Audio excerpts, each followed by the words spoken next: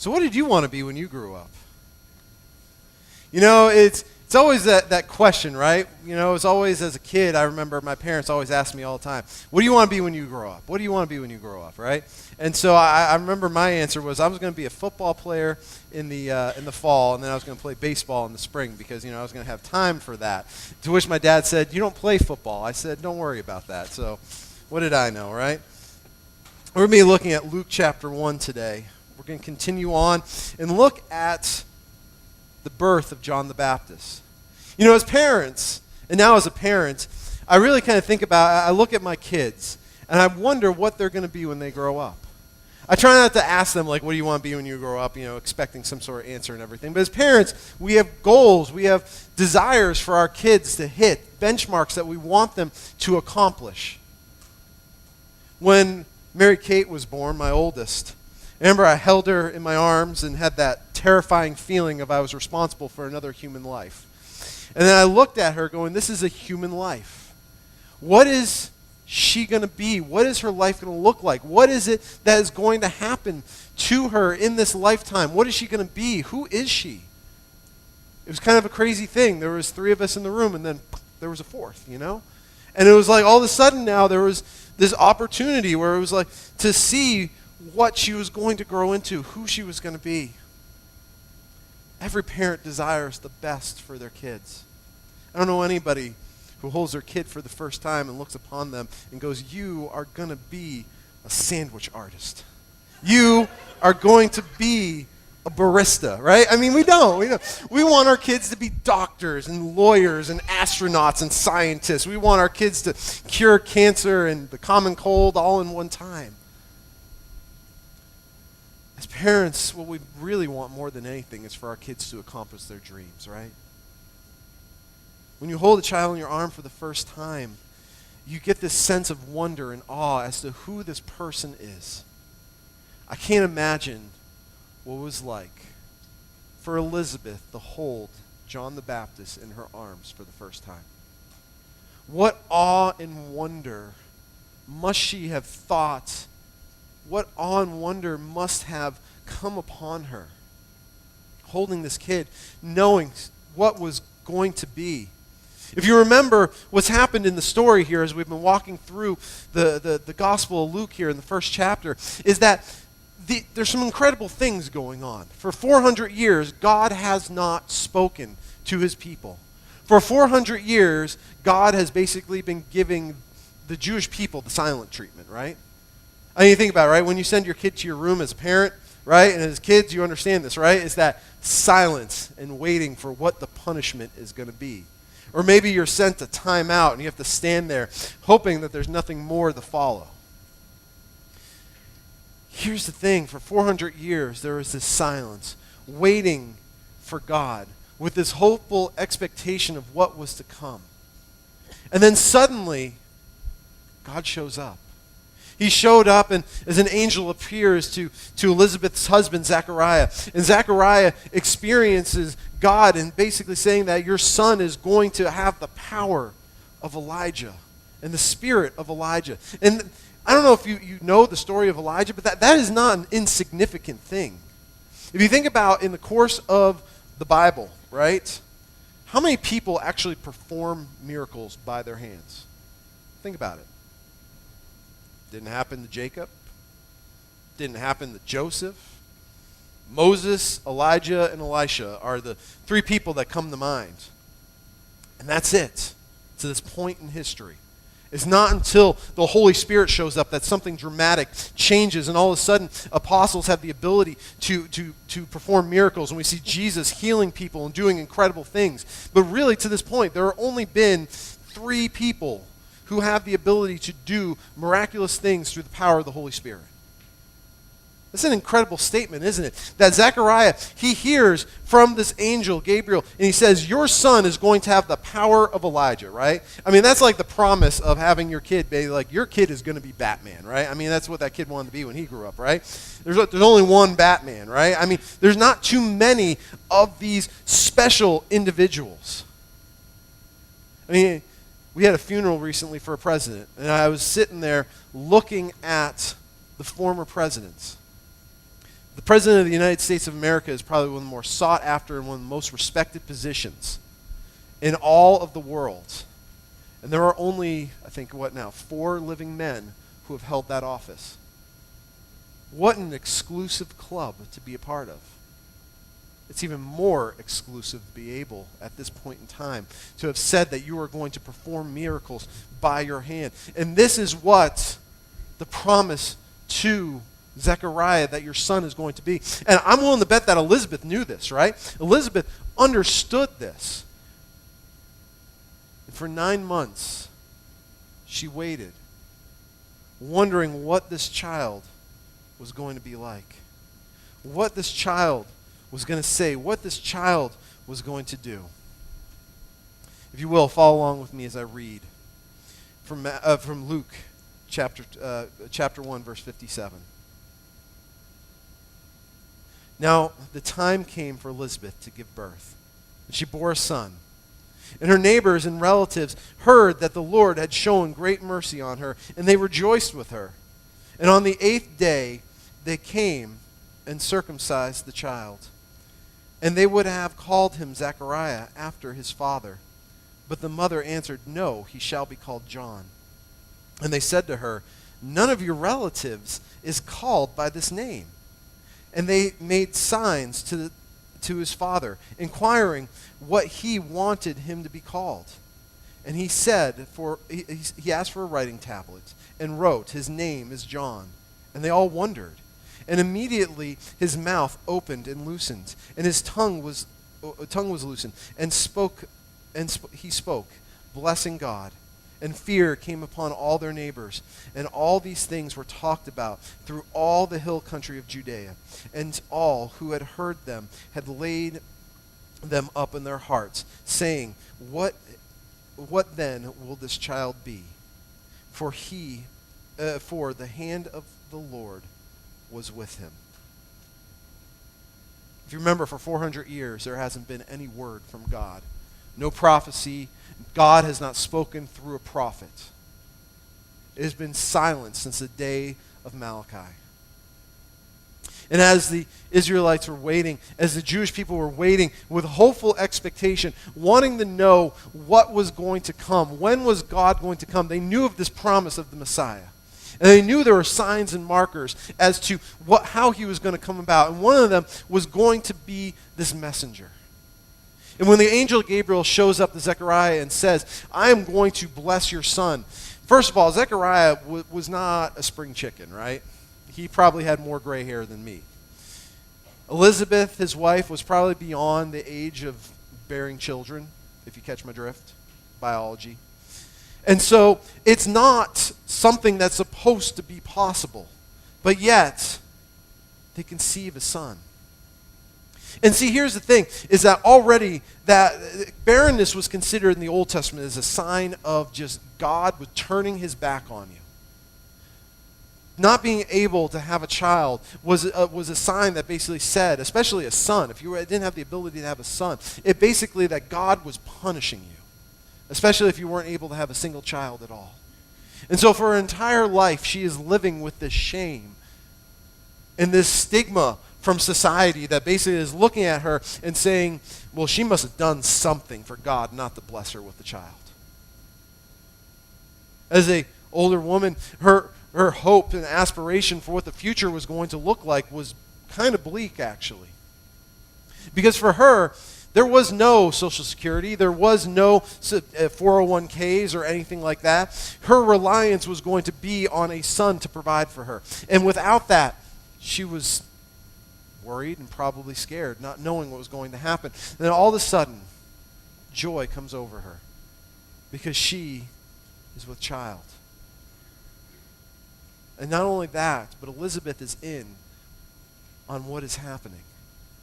When Mary, her relative, comes to visit her, and Elizabeth immediately, the Holy Spirit is upon her, and she recognizes that she is carrying the Messiah, the Son of God himself.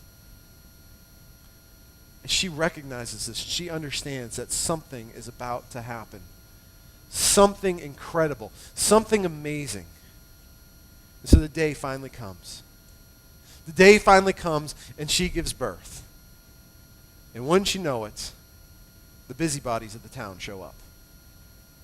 Everybody is praising. Everybody is so excited. They can't believe the blessings, right? It's kind of like when I was talking with someone earlier today, and I was talking about how you all know that I'm a Patriots fan, right? Pray for me. I need it, And so as a Patriots fan, the football game didn't really go our way last week. I don't know if you paid attention to the football scores or anything. Not important. But here's the thing. The Texas fans are like, oh, it's very important. Especially if they lose today, right? But that's another story. See, here's the thing, is that for the gentleman came up to me and said, oh, man, I don't know what happened to you last week. I don't know what happened to you, as if I was part of the team, right? As if I was like, put on the jersey. I was like, yeah, I'm with it. But that's the way we are as people, right? We come alongside. We want to be a part of it. We want to have that same experience. We want that same joy and that attitude and atmosphere, and we own it. We take ownership of it, even if it has nothing to do with us. And you all you do. I mean, how many of us own an Astros hat in the room, right? I mean, admit it. Here's the thing. We take pride in what's happening in our community. And for this is news, right? That God has come and done something miraculous in her life. And they know something's happened because Zechariah experiences this vision in the temple. And when he left to go to the temple, he could talk. He was just fine. He came back and he was deaf and mute. And the only way he could communicate with people was writing on a tablet. And so the town busybodies show up, and they are excited. They are owning this joy. And so as the custom goes, on the 8th day, they go to circumcise the child, which basically is a sign that they are basically a son of Judah, a son of the Jews. And as a result, it was a sign and symbol that they were going to take part as God's old covenant. So with that said, on the 8th day they came, and apparently it was customary at this time. It's been a customary from, maybe not completely during this time, but nowadays, for all the Jewish people, they do this. On the 8th day is the day that the official naming of the child happens. And so on the official 8th day, the official naming of the child happens, and they go, and Elizabeth, because Zechariah can't speak, remember, names him John. And the town goes, I don't know about that. That doesn't seem like a good idea. You don't really know what you're talking about, Elizabeth. Think about that, right? Like, who are these people from this town who basically hear that Elizabeth is going to give birth, and she has given birth, and then there's this celebration in which that he is going to be a part of the Jewish community by this sign of circumcision, and the community gets together and they go, Elizabeth, you don't know what you're doing. You're trying to name your kid. Yeah, that's not right. His name should be Zechariah. His name should be Zechariah. It shouldn't be what you're trying to do here. No one in your family. Don't worry about it. We'll ask Zechariah here. He'll set this straight. So they get his attention, and he calls for a writing tablet, and emphatically in the Greek, the way it's worded, it is a firm, strong word. His name is John. Think about it. Zechariah, when he has this vision, and he doesn't believe the angel, which is another sermon that I preached already, he openly questions, and as a punishment, he is told that he will not be able to speak until the child is born. Well, this is 8 days after the child is born, and he still can't speak. Can you imagine what is going through Zechariah right now? Can you imagine the heartache that he's feeling? Can you imagine the struggle that he is? Here he said, this angel said he was going to show up and allow me to speak, and now all of a sudden I can't speak? Like, what's going on? I wonder what was going through his mind, questioning where God is in all the midst of everything that's happening. It's a funny thing if you think about it. You read this story, and I'll ask you this question. Who is the main character in these couple verses here, in this part of the narrative of the Christmas story? It's obviously Elizabeth, right? I mean, she gave birth. But it's not about Elizabeth. Well, then it's about Zechariah, right? I mean, Zechariah, he couldn't talk, and then he could talk. It must be about him. It's not about Zechariah. Well, maybe it's about John, right? I mean, John the Baptist has arrived on the scene and everything. Here we have this promise that God's hand is going to be on him. It must be about John. We know it's not about these busybody crowd people, right? But it's not about any of them.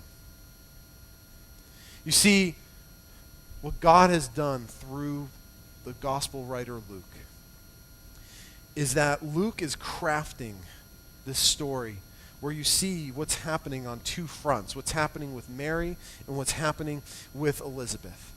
And all of this is coming about. And all of this is going to come to fruition when Jesus becomes and takes over for John the Baptist. John is preparing the way for Jesus. But it's really all about, in this story, what it's about. It is about God and what he is doing in history. If you leave here today with nothing else, I want you to hear this, is that God is a caring, compassionate Father who wants the best for his children. And what we see here is the main character of the story, God, showing his care and compassion for his children. It's not about an earthly father named Zechariah. It is about God showing and interjecting himself into this world that is broken, full of sin, for his one purpose, which is to restore it and bring it back to a right relationship with him. He has been planning this since the very beginning. And now, as all this is happening, God has this plan, and it's starting to unravel. In the midst of the silence, all of a sudden, is that there's a shot out of nowhere. There's a voice that will come out of the wilderness, and John the Baptist here. God is the main character. I want you to see what he's doing. God is showing his mercy. You see, God is not some far-off, aloof God. How many of you think of God that way? I know a lot of people do. They think of God that maybe there is a God of some sort. He is the creator of the universe, but he's off somewhere distant, maybe up in the sky, if that's how you envision where he is. And we go about just living our lives. He set things into motion, and everything's are just going through. And he's there. He created you. Yeah, he loves you, but he's off. But that's not who God is. He's not far off. He is injecting himself into this world, and he's injecting himself into this world through the lives of two men, one being John the Baptist, but really, truly, he is actually injecting himself in a way that he can coexist in this world in the form of Jesus Christ. He's not unaware of our pain that we're going through. He is not unaware of the struggles that we are facing. Instead, what he is doing is he is carrying out an intricate plan for the salvation of mankind. He's been thinking about you this whole time. His thoughts are only of you and your salvation. And what he does is that not only does he see, he's not far off and away, but he sees our pain. He sees Elizabeth in her pain, her scorn, that she has been barren, that she has been just looked down upon by society as cursed by God. But instead, no, he has seen her pain and he answers her prayers. He's answered them in a way that can only be credited back to him with this purpose. And this purpose is to bring about the messenger that will pave the way for the Messiah himself. Not only does he see his pain, but he pities. He pities those who are hurting. God is showing us mercy. And he is showing us mercy by the fact that he pities our pain and what we are going through. He sees the devastation that is caused on our lives by sin. We are our own worst enemy. That is what sin is, right? We are the problem with this world, is that we are the ones who have introduced things that are not of God, and as a result, the world is broken.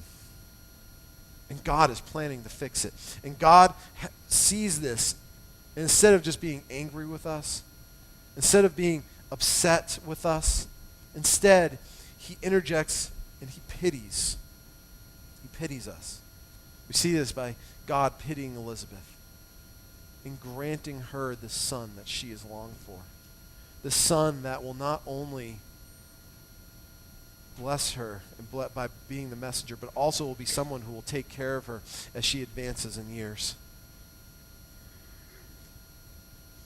We see God as this caring, compassionate father, because what he does is he's being gracious.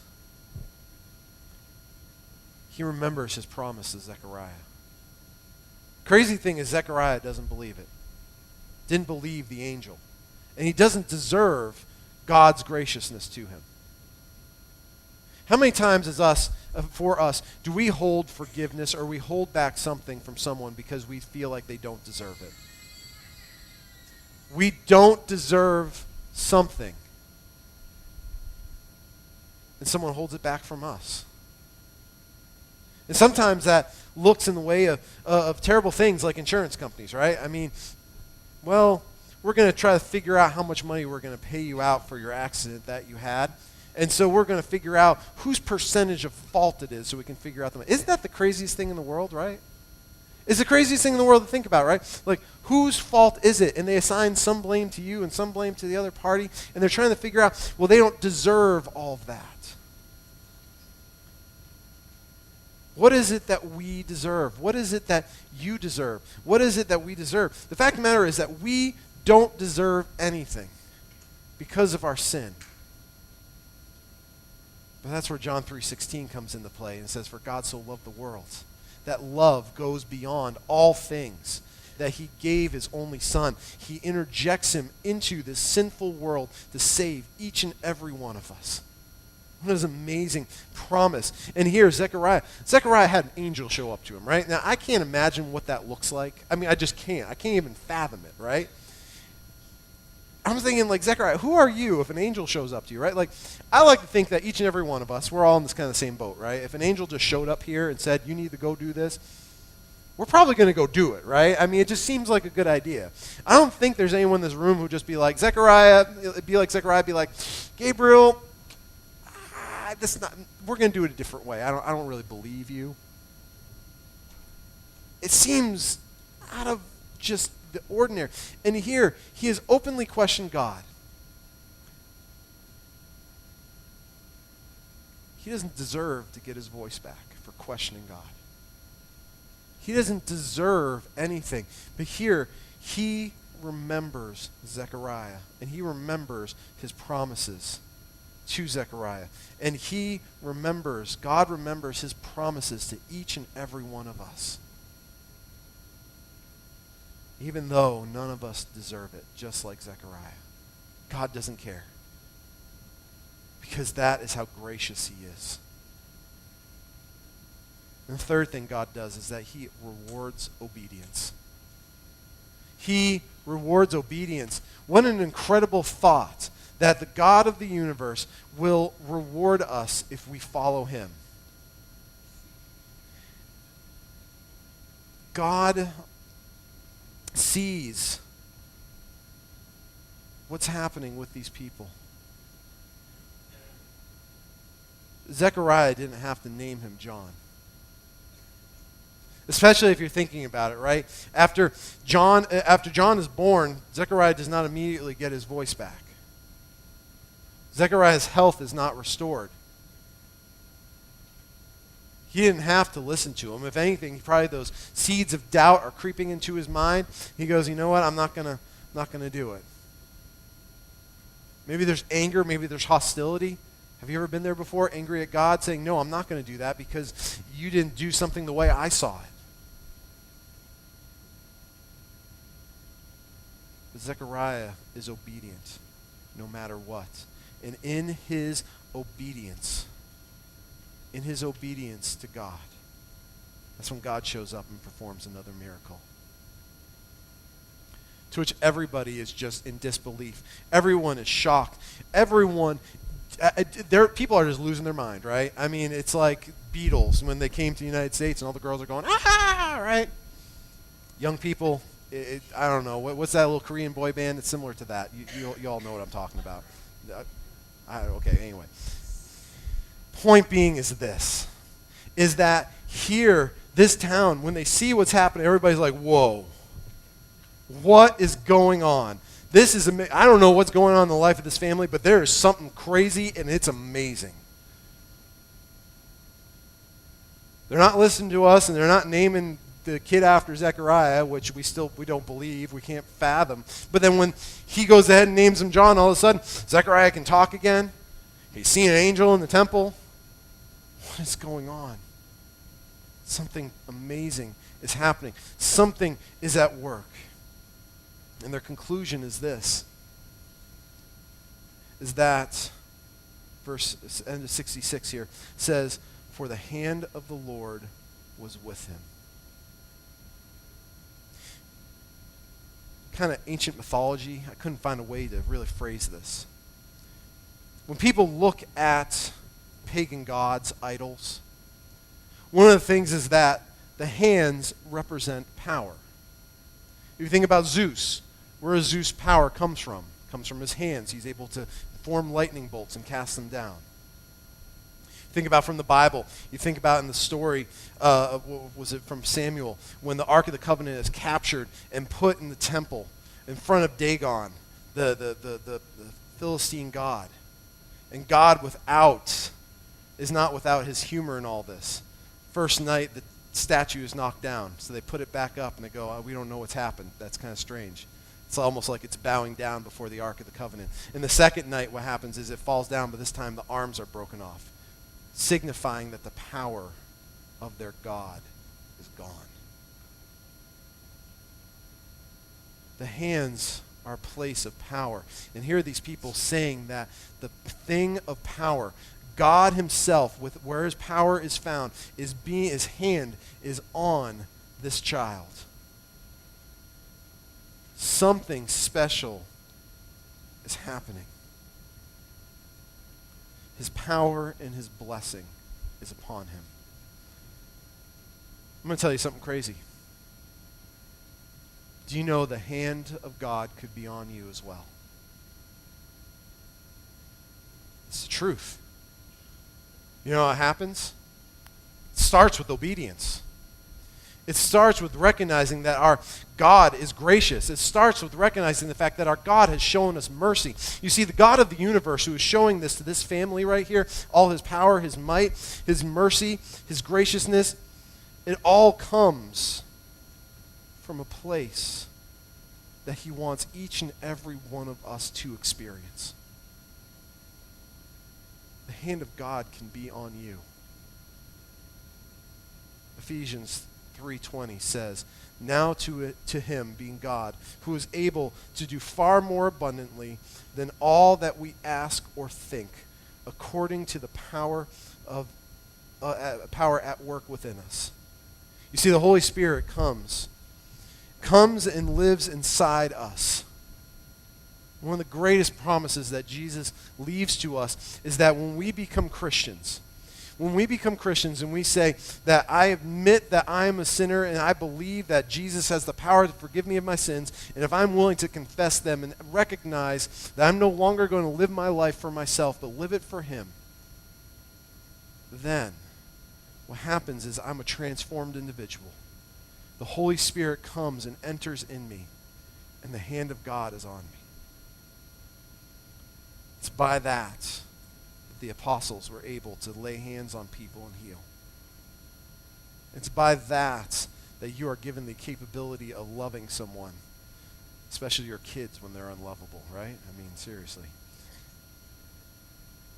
When you can have joy in the face of sorrow when it doesn't make sense to anyone else. This is what the power of God can do. This is what the hand of God can do. Is that something that you want?